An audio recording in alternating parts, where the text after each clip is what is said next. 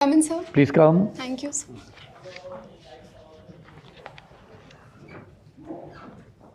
Good evening, sir. Good evening, sir. Good Please sit. evening, sir. Thank you, sir. Garima. Yes, sir. Right. You have done commerce and accountancy. Yes, sir. Commerce and accountancy, I'm not sure whether the subjects are related, but would you know anything about the size of the parallel economy? Black money, as they call it. Would you have any idea? Sir, I'm not exactly sure about the size of the parallel economy. How would you measure it? Sir, Do you have any estimate of this? What is the size of the black economy or parallel economy? Sir, I do not have an estimate, but if we were to measure the size of the parallel economy, I think the soil rate of notes, currency note, is one method that is used. How does that work? Tell. Sir, the soil rate is the normal rate at which any currency note should be replaced by the RBI depending on its repeated uses. All right. However, it was found even during the demonetization that the soil rate of the currency note of 500 and 1000 was very low as compared to what it should have ideally been. And this reflects that those notes are not being used for the purpose of transactions and deposit in the bank, etc., which is to say that it is being stored in the form of black money in certain households. So this is how soil rate can be a beneficial marker in identifying it. Interesting concept. All right. So how do we control black money? Sir, a lot of steps have already been taken in order to control black money. One of them being the Prevention of Money Laundering Act. Apart from this, the government is trying to increase incentive for the purpose of digital transaction. For example, in the Finance Act of 2017, it was said that no cash transaction should be conducted above the value of 2 lakh rupees. And who objected to that? Since you have raised it, who objected to it? Sir, I'm not sure about it. Sorry, sir. Okay, that's right. You're not sure about that. All right. What else? So apart from this, tax is deducted at source if you make any payment above a certain threshold in different sectors. So these are all the methods through which we are trying. And how effective have they been? So they have certainly been very effective. The digital transactions in the economy has been increasing, and the tax collection, direct tax as well as indirect tax, has also increased over the years. Yes, TDS has gone up. Yes, sir. All right. What is the percentage of TDS to total taxes? I'm sorry, sir, I'm not exactly aware. What is the percentage of direct and indirect taxes to the total tax collections of the central government? Sir, it is roughly around 55%. That high? Yes, sir. Okay. What's the difference between a direct and an indirect tax, and a cess and a tax? 2 questions. Sir, regarding the first question, the difference between the direct and the indirect tax. Direct tax is levied on the income that is earned by an individual and a corporate as well. So this is progressive in nature, which is to say that as your income increases. And the other one is a regressive tax in nature, which is to say that even if the same commodity is being bought by a high net worth individual or, for example, a common man, the burden of tax will be felt by the same. So the incidence and the impact are on 2 different persons in indirect tax. However, it is the same in case of direct tax. Okay. So, and the second question was about cess versus tax. Yes, That's sir. my last question to you.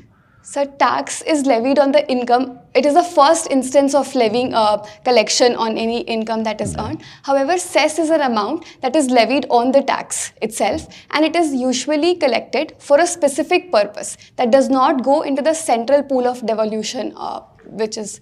Okay. All right. Thank you, sir. Board will interact with you. Garima, you worked with some UN forum or you spoke at some UN forum. Yes, sir. Is the United Nations now irrelevant, you think? Sir, I would not say that United Nations has become completely irrelevant. There are certain roles that it still performs very effectively, and it's multiple bodies. However, sir, I believe to reflect the present geopolitical reality, the United Nations needs to be reformed. Do you think in the next 10 years, 15 years, 20 years, India can become a permanent member of the UN Security Council? Yes, sir, I certainly believe so. Why? There is a strong case for India to The become. case is there, Yes, sir. but you are the foreign secretary. Yes. The Prime Minister asks whether we will become a member. You have to give a more definite reply. Yes, sir. Will you say yes? Yes, sir. Why? What is stopping us from becoming a a permanent member of the UN Security Council? So there are reservations by the P5 members themselves who do not want India to be. Who is the main person standing in, or country standing in the way? So China. Do you think in 20 years it will change its vote? On what basis do you say that? Sir, I believe there are a lot of other groupings being formed to advocate India's case in UNSC, for example, through the G4. And no, I am asking about China. You think China will change its position in the next 2 decades? sir, probably China can, because China is already facing a lot of troubles with other nations, for example, with the US, and its priorities might change. For example, What is, in your view, China's long-term objective? In your view, what is China's long-term objective, geopolitical objective? Sir, I believe in the long term, China wants to be the unipolar power in Asia. It wants to dominate Asia. So you are contradicting yourself. Unipolar power in Asia. In Asia, only China has the veto. Would it let India have a veto or Japan have a veto? You are contradicting yourself. Yes, sir. Sir, I believe. Okay, think about it. Yes, sir. What is friendshoring? This term was recently used by somebody. Yes, sir. So, friendshoring is a concept in international relations which says that given the geopolitical tensions, countries are trying to improve their relation in terms of protecting their core interest with some particular friendly nations. But it is in some other context. Which other related term comes to your mind when I say friendshoring? Something else comes to your mind? Nearshoring. No, offshoring. Offshore. Now say something. It is related to offshoring. Okay, you think about it more. I will. Now, okay, one more. In 75 years of independent India, 2 instances where India's foreign policy, international relations have been successful, and 2 where they have really not been successful. They have failed, in fact. Think for a moment and let's plan. 75, not processes, actual things which happened, events, something major.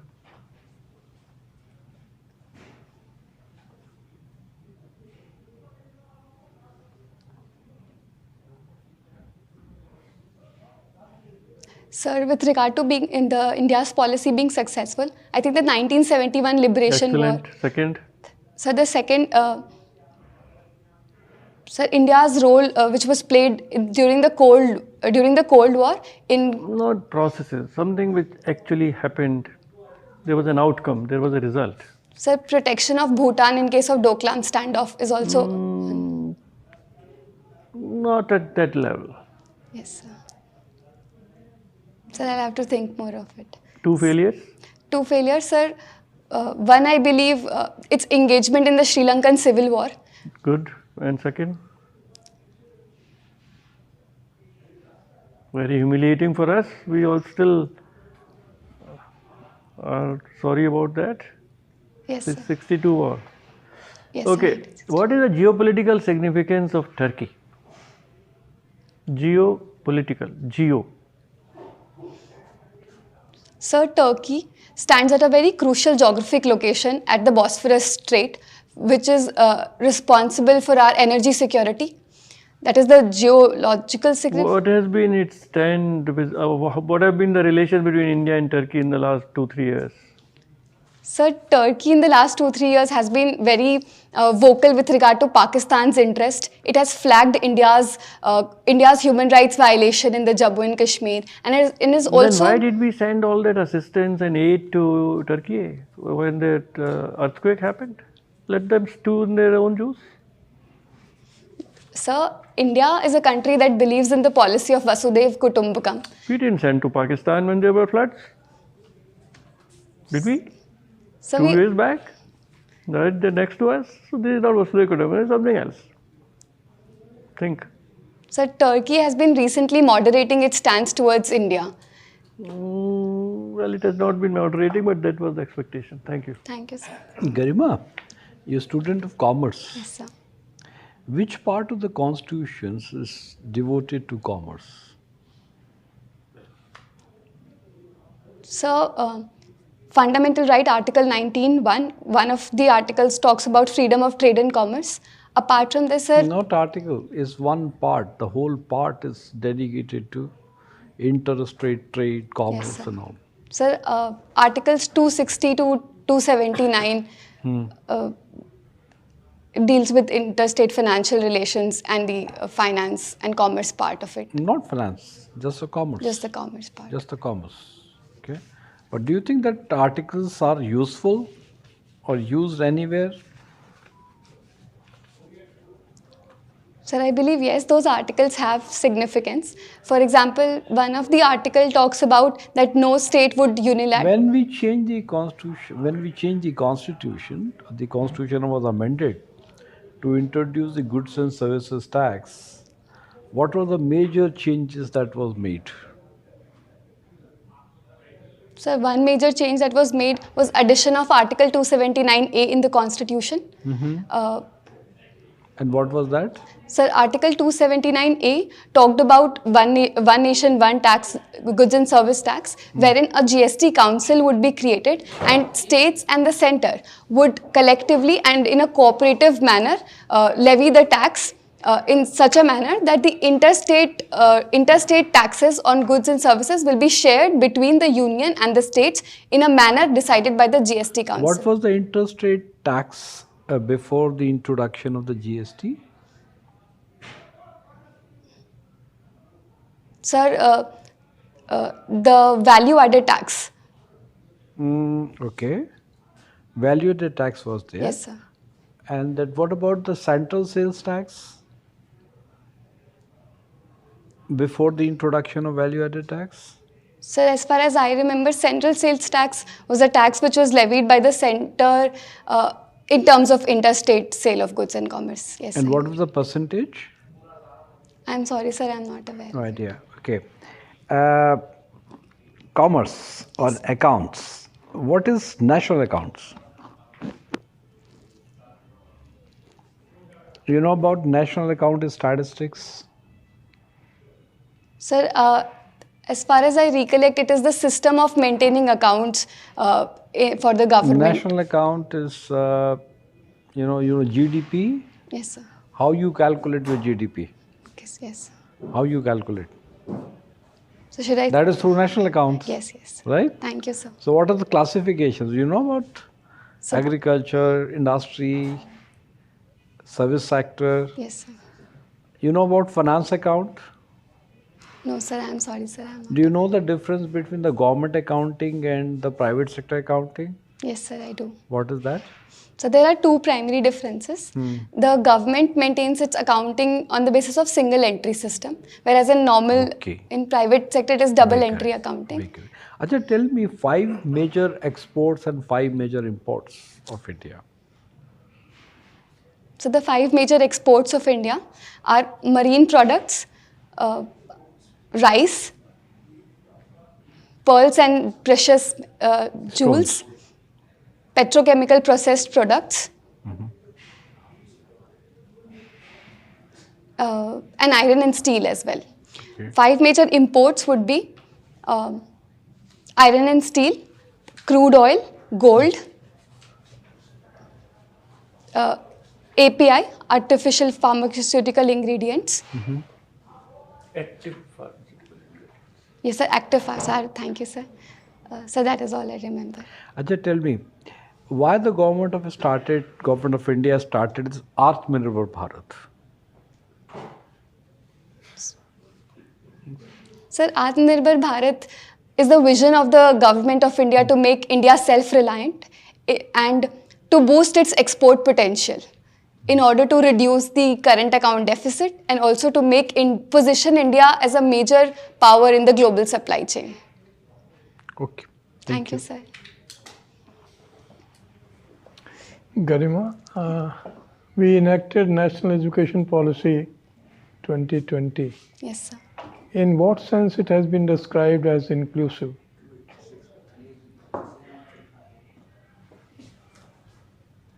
Sir, the national education policy is inclusive because it makes provisions for the primary education and also the early childhood care and education. Apart from this, sir, Is it the meaning of inclusion? sir, I believe inclusive means to include all the sections of society and even the vulnerable sections from the very early If you age. were talking of primary education, senior secondary. Yes, sir. I'm sorry, sir. I'll have to No, read on. doesn't matter. Doesn't matter. Anything else in explaining the inclusive education? So may I take a minute?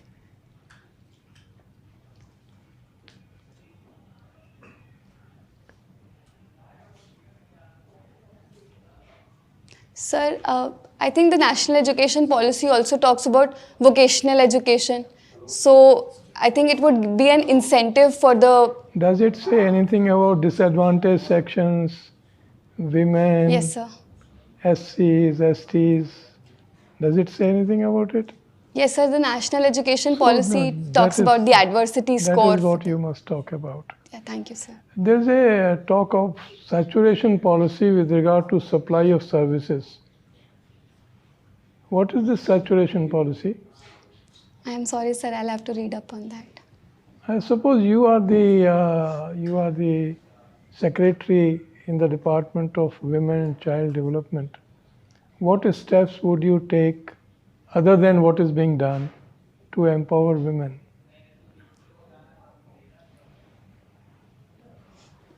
Sir, I would divide my steps in terms of the different spheres of empowerment needed. So, for example, for political empowerment, I would like to set up counseling centers and capacity building centers at the rural levels to provide those training to the women who are already elected as Sarpanch and Panch, because that is very important for them. So in terms of economic empowerment of women, I would incentivize the private sector as well as the government sector to hire more women and make women-friendly policies for them. In terms of, sir, socio-cultural empowerment of women, I would again give a major push to the self-help But groups. many government initiatives may go against what you're saying. 6 months maternity leave, 7 days inclusion of extra casual leave, then mandatory period leave. Don't you think it will impact the employment of women in the private sector? So certainly, sir, these policies may have unintended consequences, but for that, I think the policies that we will bring would be more deliberated and would also include an incentive for the private sector to employ women in their organizations. Acha Garima, we are talking of India becoming a superpower. We are aspiring at least. What do you think is the prospect of India becoming a superpower?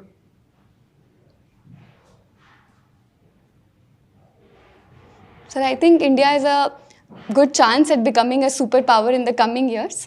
Sir, because we have the youngest demographic population at present, which can be harnessed for India. Sir, apart from this, we are one of the countries which have a very high growth rate when compared to other countries who did not perform well in COVID. Sir, apart from this, India has a very strong democratic credential, and its alliances and relations with other developed countries like So USA. Garima, there is an institution known as Comptroller and Auditor General of India. Yes, sir. When was it created? Sir, the Constitution itself talks about the post of Comptroller and Auditor General as one of the bulwarks of the Indian Constitution. So I think How do you rate the performance of the role of CAG? Sir, I think the role of CAG has been very crucial in ensuring propriety and proprietary in the Indian economy.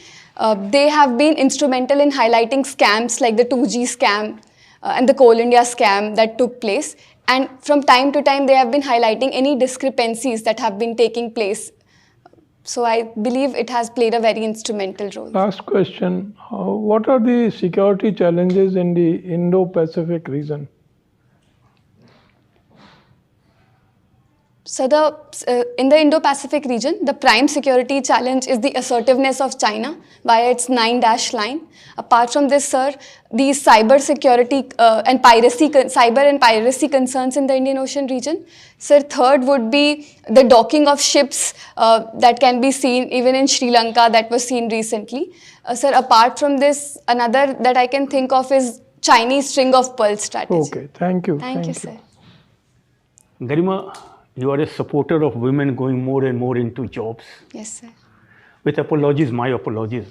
I'm a conservative gentleman. I feel that I have best wishes to you for, right? But by women getting employed, families are breaking up. There is no one to look up at the elders. Children are being neglected. They are suffering psychological problems. So again, say with apologies, my view is that women should be kept inside their homes. How do you react? Sir, I believe that it is because of the social conditioning that we have been brought up in, that we believe that it is the prerogative of the women to take care of the children. So, but if you look at the basic argument of equality, why should women be deprived of their opportunities and their abilities to take up employment? Sir, I believe in present context, both men and women have become aware of their capability and responsibility, and fathers are equally taking up the responsibility of grooming their kids. Sir, I think this is going to change in the coming years, and we should also be a very positive supporter in this regard by sensitizing our children from the very first day. And then over a period of time, we will be able to interact with a generation of children who are more confident and happy with their mothers working and also supportive of them, sir. Okay. Now tell me something about the Visakha judgment. Have you heard of it? Yes, what sir, it is? Sir, the Vishakha judgment was delivered as a result of the Bhavri Devi gang rape case that took place in 1997. Sir, in the Vishakha guidelines, the Supreme Court took up the responsibility to develop guidelines for protection of women from sexual harassment at workplace. And sir, after these guidelines, the Parliament enacted the Prevention of Sexual Harassment of Women Act 2013. Okay, now coming to your account, just one or two more questions. Explain what is Vostro account. You must have heard of, please. Sir, Vostro account literally translates to your account, which means that, for example, if I am an Indian company and I want to trade with a Russian company and I need to pay them in their currency, so an Indian bank will have an account in Russia and it would be offset by any payments that the Russians have to make to India via their account. So the account in Russian bank, which is owned in Russia, which is owned by an Indian bank, will be a Vostro account. Two more. In the recent Hindenburg controversy, a lot of short seller word was used. Yes. Now can we explain what is short selling in brief? Sir, short selling as opposed to the conventional selling of shares, in this what happens is that the person who is selling the shares does not own the shares. He borrows the shares and sells the shares in the hope that later on the prices of the share will fall. Then he will be able to purchase those shares at a lower price from the market and then will be able to return it to the original person from which he borrowed the share. And in between he will make profit. Is it a legally valid practice? Sir, currently it is not illegal, so short selling is legal. Now, just last thing since to conclude, you are listening to your hobby, listening to self-help podcasts. Yes, sir. What type of self-help you are talking of? Sir, one of my favorite podcasts is the Good Life Project, which talks about issues like how to heal from a bereavement or from a failure. Apart from this, sir, other podcast that I've listened to is On Purpose, how we on our daily basis can make little improvements that will change our mindset and make us more positive person. So these are some of the podcasts. Thanks. With my best wishes. Thank you. Please wait outside. We'll just call you back. Thank you so much.